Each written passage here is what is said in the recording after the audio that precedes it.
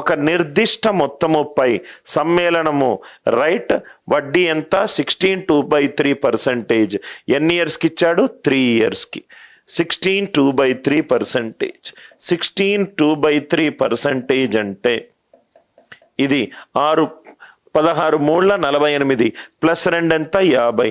50/3 into 1/100. దీని fraction value ఎంత?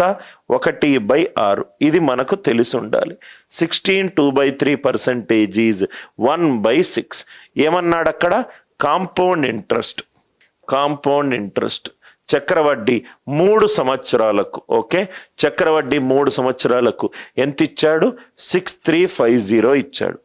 చక్రవడ్డీ 3 సంవత్సరాలకు 1/6 అంటే నేను ఫస్ట్ ఇయర్ నా ఫ్రెండ్ దగ్గర 6 రూపాయలు అప్పు తీసుకున్నాను. సంవత్సరం తర్వాత ఒక 7 రూపాయలు ఇచ్చాను. ఇట్లా రెండో సంవత్సరం మళ్ళీ 6 రూపాయలు తీసుకున్నాను. 1 ఎక్స్ట్రా ఇచ్చాను, 7 రూపాయలు ఇచ్చాను. మూడో సంవత్సరం 6 రూపాయలు తీసుకున్నాను, 1 ఎక్స్ట్రా ఇచ్చాను, 7. సో 6 6 6 3 సంవత్సరాల తర్వాత నేను తీసుకున్న అమౌంట్ ఎంత? 216. 3 సంవత్సరాల తర్వాత అతనికి ఇవ్వాల్సిన అమౌంట్ ఎంత? 343. 343. ఇక్కడ వరకు అర్థమైందా సార్? సార్ ఎందుకు సార్ ఇలా చేశారంటే మనకు క్వశ్చన్లో ప్రిన్సిపల్ ఏమీ ఇవ్వలేదు, ఓన్లీ వడ్డీ పర్సంటేజ్ ఇచ్చాడు. వడ్డీ పర్సంటేజ్ ఇస్తే రైట్ ఫ్రాక్షన్లో కన్వర్ట్ చేసుకుంటే మనకు ప్రిన్సిపల్ ఇంట్రెస్ట్ వస్తుంది. అంటే ప్రిన్సిపల్ 216 అవుతే అమౌంట్ ఎంత? 343.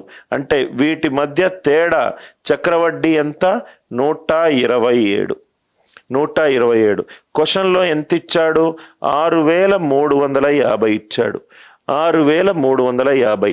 7 కాస్త 5 అవుతుంది. అంటే 7 5ల 35 ఇంటూ 50. 127 5ల 635 ఇంటూ 50 వేస్తే నాకు ప్రిన్సిపల్ ఎంత వస్తుంది? 216 ఇంటూ 50. ప్రిన్సిపల్ వచ్చేసింది 216 into 50.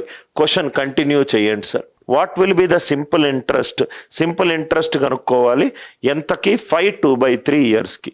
Simple interest is principal ఎంత వచ్చింది నాకు? 216 ఇంటూ 50. ఎన్ని ఇయర్స్కి వచ్చింది? 3 ఇయర్స్కి. ఇది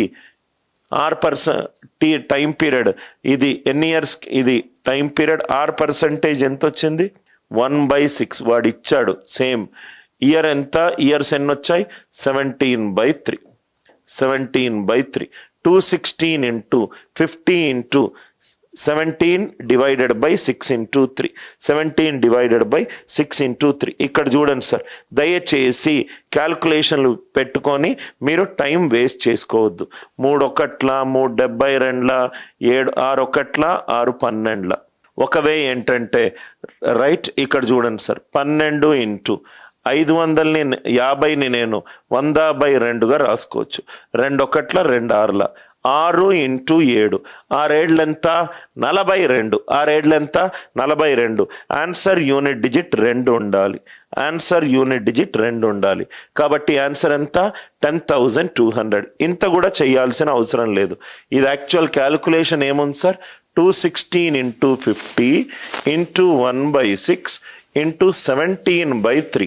17 అనేది ప్రధాన సంఖ్య. 17 అనేది ప్రధాన సంఖ్య. ప్రధాన సంఖ్యను విడగొట్టలేం. 12ని విడగొట్టగలుగుతాం 4 ఇంటూ 3గా. 25ని విడగొడతాం 1 5 25 దాని ఫ్యాక్టర్స్గా. 17ని విడగొట్టలేం. ఆన్సర్ 17 మల్టిపుల్ అయి ఉండాలి. 17 4 68. ఇది కాదు.